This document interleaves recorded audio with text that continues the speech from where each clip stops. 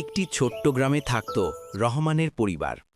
রহমানের মা ছিলেন দয়ালু ও অভিজ্ঞ, সব সময় সংসার গুছিয়ে রাখতেন।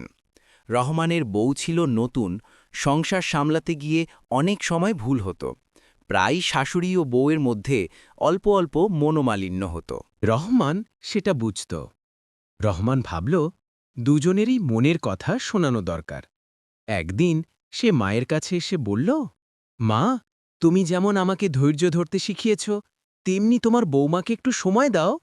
আবার রহমান তার বউকে গিয়ে বলল, তুমি মাকে তোমার মায়ের মতো করেই মানো, তবেই সংসারে শান্তি আসবে। এরপর থেকে ধীরে ধীরে মা ও বউ একে অপরকে বুঝতে শিখল। রান্না কাজ আর আনন্দ ভাগাভাগি করে সংসার হয়ে উঠল হাসি খুশি। রহমান ভাবল, একটি পরিবারের সুখ শুধু ভালোবাসা আর বোঝাপড়ার ওপরই দাঁড়িয়ে থাকে।